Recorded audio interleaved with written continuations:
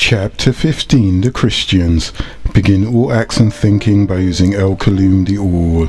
Tablet 5. Joseph and Mary meet. 19 times 8 equals 152. Lo! Zachariah was 120 years of age at the time of the birth of Johanna the Baptist. His wife Elizabeth was 98 years of age. It was not Zachariah who impregnated Elizabeth, it was the Elohim Gabriel. Elizabeth was barren, and Elionel opened up her womb so that she could bear this special child.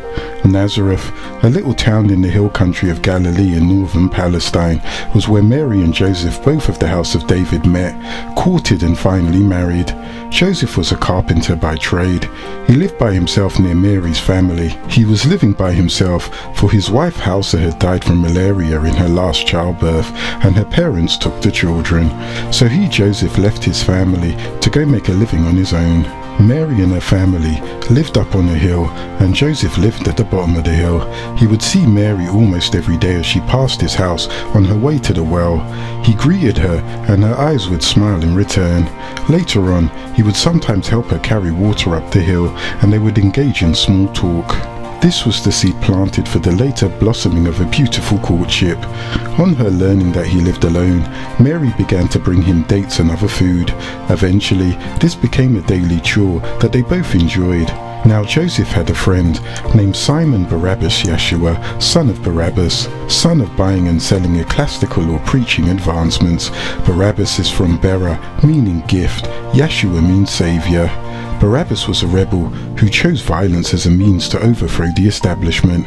He had tried to persuade Joseph to become a rebel, a zealot, because of his lineage. Since Joseph was of the house of David, he would impress the popular and elevate the group in the sight of the Sanhedrin, for they would not listen to Barabbas because he was considered a common criminal. One day, Barabbas came to see Joseph, and Mary had visited Joseph that day and brought him some dates.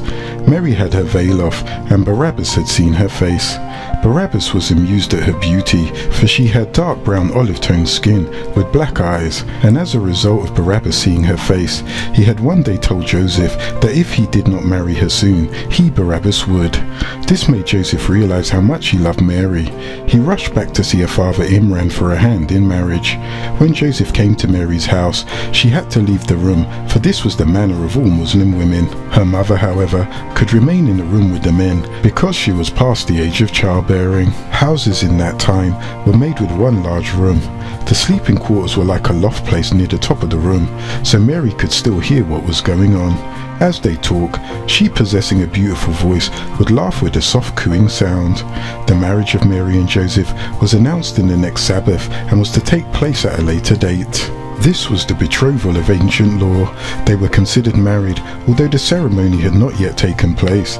Elionel found it favourable to send the Elohim Gabriel to tell her that she was chosen above all other women to bear a Messiah, a saviour to his own people, the tribe of Judah, the lost sheep of the house of Israel only, before having children by an earth-born father. When Miriam had grown to womanhood, there appeared to her one day, while she was alone, the Anunnaki Elohim Gabriel in full human form.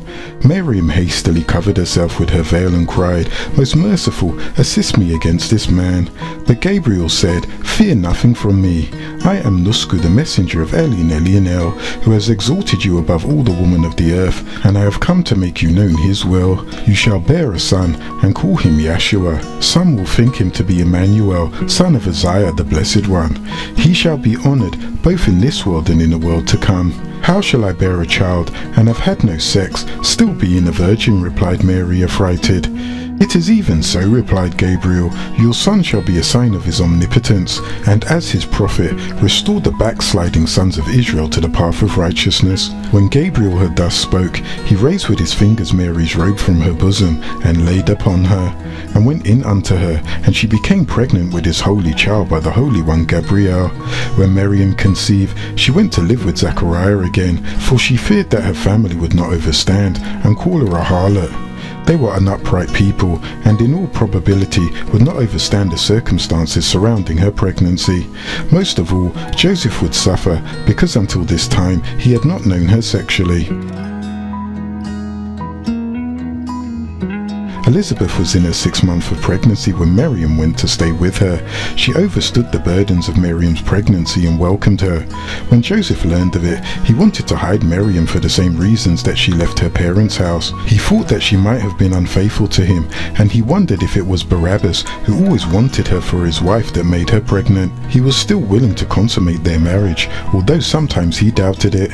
However, the Anunnaki Al-Haadi appeared and told him the truth of the matter. Miriam, the mother of Yeshua, and her betrothed husband Joseph were on their way to Bethlehem when she gave birth to Yeshua. Mary and Joseph had to go to Bethlehem for the census taking. At the start of their journey to Bethlehem, Mary was 6 months pregnant, and the journey from Nazareth, the home of their grandparents, to Bethlehem is 70 miles, but the trip was a long and hard one across mountains and desert land. Don't forget that one travelled by arse in those days if they weren't rich enough to afford a camel. Besides, there were many others who were on their way to Jerusalem, and they travelled in a caravan, so the trip took a long while. As a matter of fact, by the same time they reached the outskirts of Bethlehem, Mary was well into her labour pains of birth. She informed Joseph that she was unable to go any further, and while he was busy lighting a campfire, Mary withdrew from the mainstream of the caravan.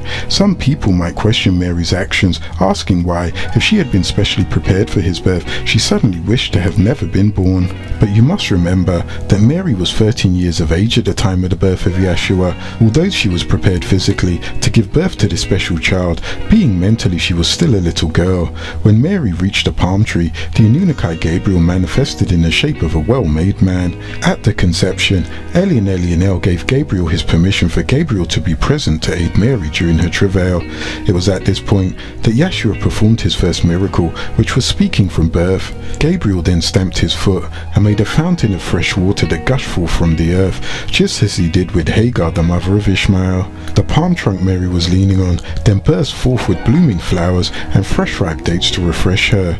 Then Gabriel said to her, "Eat of the ripe dates and drink of the cool water, cool your eyes and compose your spirit, and should you see anyone who might question you about your child or censor you on account, then say, I have vowed the most merciful Elionel a fast, and vow of silence." And Miriam plucked a few dates which tasted like fresh fruit from the fountains whose water was like milk. Joseph set off to get firewood and made a kind of fence around Miriam since she was cold. He kindled a fire for her so that she might warm herself, and he broke 7 coconuts which he had in his sandal bag and gave them to her to eat. So when the 9 months were near complete for her to give birth, she received her birth pains without grace. So then after that, thereupon she ran into the field, and she scarcely had time to support herself on the withering trunk of a date tree, which upon her touch transformed into a ripe date tree. So she said, "I wish I would have died before I encountered this labour pain," and it had been a thing already forgotten. And the baby, while still within her womb, called out from beneath her, saying, "Do not grieve, verily your sustainer El-Elo made a running stream beneath you, and shake towards yourself, Mary, the trunk of the palm tree. It will drop ripe dates for you, so eat the dates, and drink the water, and refresh your eyes, and if you see any mortal, tell them, surely I have made a vow to fast to the yielder El-Elo, so that I won't speak to any Enoshites today." And she gave birth to him. Mary came to her nation of Enoshites carrying him, and they said, "O Mary, indeed you have come with a thing unheard of. O sister of Aaron, also called Haran, your father Amram was not a wicked commander, nor was your mother Hannah a harlot or an unchaste woman." So she, Mary, pointed to him Yeshua. They, her Enoshites, said, "How can we speak to one who is still a child in a cradle?" He, the Messiah Jesus, said, "Surely I am a slave of El-Elo. He has given me the scripture by Johanna son of Zebedee, and he, the source El-Elo, made me a prophet, and he made me Yeshua blessed wherever I may be, and he, El-Elo, has enjoined on me to worship Taful and charity Zakat for as long as I live. He, the source, made me righteous to my mother, and he didn't make me a Jabbar Gibor, insolent mighty one, and unblessed and miserable. And peace be upon me, the very day I was born, and the day I will die, and the day I will be raised back to life." That is Yeshua son of Mary, speaking the facts beyond any doubt, about which they dispute. But notwithstanding these wonders, the children of Israel will not believe the voice of an infant baby speaking directly to them. He was derided and despised because he called himself the Word and the Spirit of Elionel, and was challenged to perform new miracles in the sight of the people. They raised their voices and called them foul things, So for the safety of Mary, Joseph took Mary and the baby to a cave where he made them stay until she rose from confinement. Then he brought her back to the tavern where they had rented a room, and Mary carried the infant Yeshua in her arms. Then cried she, "Oh, that I had died and been forgotten long before this, rather than the suspicion of having sinned fall upon me." To Mary, it must have been some wonderful news to learn that she was chosen above other women to be so blessed, but there was doubt in her mind. Joseph and she were virtuous people and did not engage in sexual intercourse before the ceremony, even though they were betrothed. Miriam was in a predicament, but upon asking the Anunnaki Gabriel, he explained to her how the conception would come about. Many would have you believe that Yeshua was conceived by Eli the Most High himself, and there was no physical contact, but let these facts enter your mind. It takes one X and one Y chromosome to produce a male, and it takes one X and X to produce a female.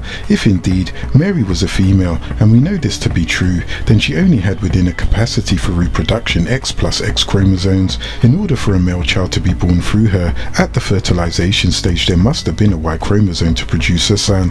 Thus, some male counterpart had to have ejaculated semen carrying a Y chromosome to mix with her ovum with an X chromosome to produce an XY, namely Yeshua, a male child. Others will say, but cannot God do any and all things? The answer is simply no. God cannot become less than God and still be God, and God creates in perfection. If he intended to use miraculous powers, then the baby and the pregnancy and the travelling in childbirth and pain would not have happened or been necessary at all. If Yeshua was divine from the moment he was born, then Herod would not have been able to threaten his life, and the many lives of the children of that town would not have been lost.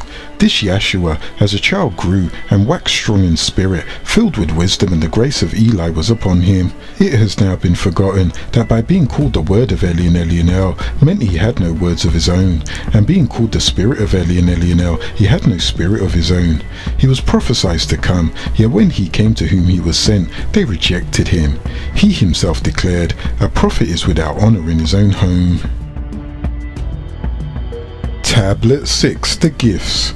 19 times 3 equals 57. Lo, the caravan of the wise men followed the star until they reached the cave where Joseph and Mary were staying.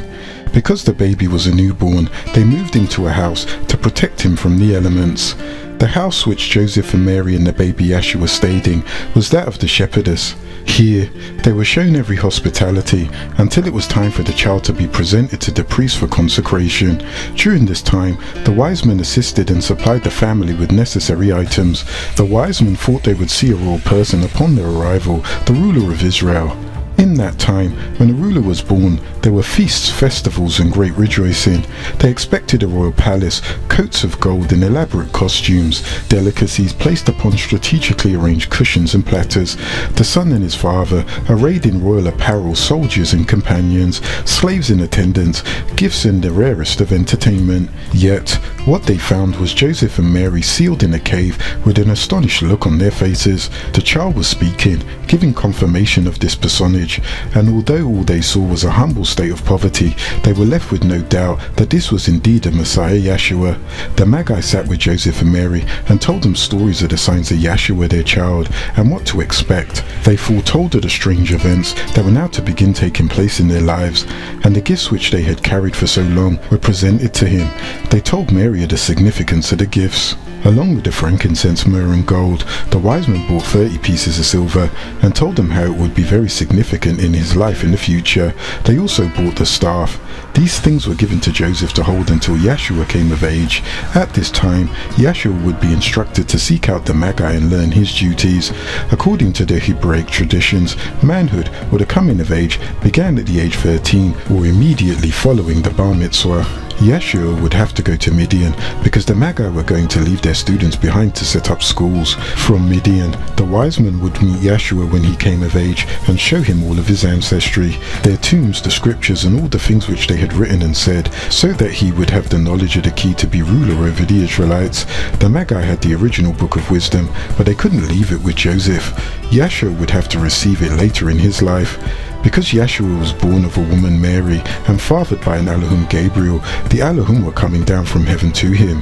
The Magi rose and paid homage to Yeshua. And this is how this event of the birth of Yeshua should be commemorated. Children's Day. December the 25th is known as Children's Day, most commonly known as Christmas. The eve before is the night of gifts, and while the mothers are preparing the children for bed, the fathers step outside the house and ring bells for a period of 15 minutes.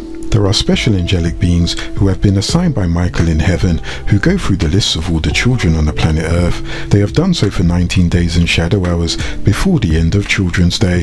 They read the lists in order to find out which children have been good, those whose names are written in green, and the children who have been bad, those whose names are written in red, and they get together a final list of the children's names. 19 days before Children's Day, all the children on Earth are told by their parents to write a list of toys which they want to receive on Children's Day. A special box is put in the house of the sustainer, and the child puts the list of what they want in the box. Those who are so young that they do not know how to write, their mother or father writes it for them. However, they put it in the box themselves. These lists are then received by the angelic beings. There is a workshop in Malakut, home of the Elohim, set aside just for making toys. When the angelic beings make all the children's toys and finish their toys on time, you hear bells ringing. As soon as each of the 4 angelic beings who are assigned to the 4 corners of the world finish their toys for the specific part of the world, they get their wings. Upon receiving their wings, all the elder angelic beings with wings sing out Allahumma while standing in a circle around the one getting winged. Then, the elder angelic beings tell stories of things they've encountered on earth during the previous Children's Day. There is a star for every angelic being's accomplishments. Only the angelic beings who are obedient get to make the journey to earth for Children's Day. Since evening time, the stars have been twinkling brightly in the sky. On Earth, the children are told the significance of the twinkling stars, and they celebrate the angelic beings being winged by going from house to house singing praises and songs. At shadow time hour, the children look out of their windows in order to sight the stars again. The stars, which twinkle in the heavens, are the angelic beings waiting for the children to fall asleep so that they can bring them gifts. This is also symbolic of the star which shone brightly in the shadow hour sky and led the wise men to the newborn baby Yeshua. During this special occasion, all the angelic beings meet together in one single point in the heavens, creating what appeared to be a bright star, signaling the birth of Yeshua. The recently winged angelic beings are given a list of houses to visit. They are to visit the homes of the good children and give them all the toys that they ask for. If the children were not very good, but just okay, then they are given gifts, but not all the gifts that they asked for. If they are very bad, then the devil fools them by putting red gifts under the tree with nothing in it but unseen jinns. If the red gifts are open, the unseen jinns will scare the children until the whole year up until the next Children's Day. Thus, the heavens open up with El-Ruah the soul and the Sarafat descending with gifts wrapped in green packaging. El-Ruah and the Sarafat also descended to earth in the time of Muhammad to show him the Quran in its entirety. This shadow hour is called Laylatul Qadri, the shadow hour of power. The reason they descended in the eve to deliver gifts is so that Satan will not see which houses they are bringing gifts to. When angelic beings fly to earth, they look for houses that have a beautiful tree, lights around the windows, and a green 6-pointed star wreath on the outside of the door of their houses. The children can hear the bells ringing as the angelic beings are flying through the air. The bells ringing let them know that the angelic beings are on their way down to deliver toys. The angelic beings can't come until the children retire, and they make cards and angelic cookies for the angelic beings in appreciation for the toys that they are about to receive. If children listen closely, they can hear the angelic beings singing in the heavens. As children are asleep, the parents play special songs for this eve, pretending to be the voices of the angelic beings. The Children's Day tree inside the home is an artificial pine tree which is decorated by the whole family with different coloured bright lights, little angelic beings and angelic hair. Each colour has its own symbolism.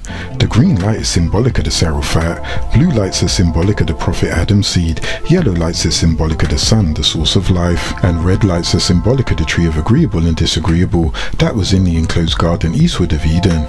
There is a tree for your home and a community tree which is decorated with the help of each family in the community. The central community tree is located outside for all to see. Satan knows the meaning of these colours also. That is why the colours red and green represent the Christmas season. Children can make or purchase gifts for their parents, siblings, relatives and acquaintances. Adults may do the same. These presents are wrapped in green paper and placed under the tree, along with a few boxes which have been wrapped in red paper, which is symbolic of the apple in the garden. The children do not touch the red boxes that are discarded in the early daylight hours. Also on this day, flowers which are symbolic of the enclosed Garden of Eden may be sent to loved ones, such as parents and grandparents. Greeting cards are sent to those who are near or far, wishing them joyous celebration, which is symbolic of man's remembrance of the commandments which the Elohim commanded man to follow. The interior of the homes will be decorated with different items with different symbolic meanings: starlights, outlines of angelic beings, symbolic of heaven. Frankincense is burned and myrrh oil is put on anyone who enters your home. The myrrh oil is placed in the middle of the forehead, slightly above the eyebrows where the third eye is located. Gold bulbs, not real gold, are hung on the tree. This is symbolic of the gifts the wise men brought to Yeshua when he was a newborn. Balthasar brought gold, a gift given to kings, and is promised as a reward for those who shall abide in paradise, and is symbolic of knowledge. Gaspar brought frankincense, known as the gift of the deities. The smoke of frankincense enters the very heavens and is symbolic of wisdom. Melchior brought myrrh, which is an essential oil whose mystic meaning is, by myrrh, cuts and wounds are cured, and likewise by Yeshua, El Elo will heal every diseased and sick person. Myrrh is symbolic of overstanding. The menorah, a seven-candled holder, which represents the opening of the seventh seal that occurred in 1970 AD, is placed in the windows of homes. This is symbolic of the year when the truth was revealed by the reformer to Nubians throughout the world, and the binding spell that Zuen cast upon man is to be lifted. During this day, stories of angelic beings and their reenactment in the forms of plays will be performed by members of the family. The dust period concludes with a generous turkey dinner, inclusive of a wide variety of baked fruit pies, with the exception of apple, for example, peach, cherry and blueberry. This is symbolic of when the Elohim commanded man to eat of all the fruits in the garden, and forewarned him not to eat of the tree of knowledge of agreeable and disagreeable. After the magi paid their visit to the newborn child, they were warned in a dream by Eli and Elianel that they should not return to Herod the Great, but should take another route back to their country. Having prepared food for their journey, they each returned to their own country by way of the desert. When Herod the Great realized that he had been made a fool of by the magi, he became furious. He sent his soldiers out with order to kill every male child that was 2 years and under. Herod the Great gathered all the priests and scribes to locate the child Yeshua, but Eli and Elianel sent an Elohim to Joseph, informing him of what Herod the Great was resolved upon, and told him to flee with the child and his mother to Egypt. They set forth for Egypt in the year 7 AD. Mary rode a donkey, which was led by Joseph while she held the infant in her arms. Their journey lasted 7 years. They stopped and settled in many small villages along the way. Joseph, Mary and Yeshua were safely away in Egypt, while Herod the Great was playing the role of the Nakash. Joseph gathered up his new family together and prepared to flee to Egypt to escape from Herod the Great. Joseph brought his daughter Salome on his journey, who was a child from his previous marriage to a woman named Halsa, who had died from malaria before his marriage to Mary. Halsa also bore Joseph 7 children, one of whom was Joseph, who wrote the apocryphal Book of Barnabas. Before they departed from Bethlehem, they stopped over in a cave or cavern known as Magarat as-Saida, where Mary nursed the baby Yeshua for 2 years. Joseph purchased and asked for Mary and Salome to sit on while he led the beast to their destination. Their first stop was the seaport of Ashkelon, where Samson the Nazarene had slew 30 Philistines. They spent time there and departed from that village 1 year later. Herod the Great was the authority over the territory, and he built fantastically designed buildings, complete with beautiful columns and fountains with lush greenery. The family then proceeded to Hebron, where they stayed for 1.5 years, one of the oldest towns in the world. Taking the route which ran parallel to the shore of the Mediterranean Sea, the family crossed the Wadi Gaza, where they spent half of the year. After journeying for 24 hours, they reached the township of Genesos, which today is a part of the Gaza Strip known as Khan Yunis, where they stayed for 6 months. Continuing on past Rafah, the frontier town. After 2 days, they crossed the river Egypt, Wadi al-Alish, which formed the natural boundary between Egypt and Palestine. They passed quickly through the towns of Rhino Collar and Ostiakini, crossing the isthmus Christmas at Alcantara, the bridge which separates Lake Menzala from Lake Bala. Following the footsteps of their patriarchs, the Holy Family entered the province of Goshen. Bashtar is the first town of the Delta which the Holy Family visited. They were not well received, on which account the baby Yeshua invoked blessings on a spring nearby, making it a healing source for all except the inhabitants of Bashtar. They offered the gifts given to the baby by the wise men. Disappointed in the people of Bashtar, the Holy Family continued on until they finally reached Dan al-Mahanek and stayed their return, for Herod the Great was not dead. When Yeshua entered Egypt, all the idols therein were swept from their places. They were broken to fulfill what was written. During that period of time the family had travelled to Egypt. Herod the Great couldn't go searching for the baby himself because he was busy collecting the tax that Caesar had demanded of him. It took him approximately 551 days to accomplish this. He then sent his men out to the land to find the priest who consecrated the child.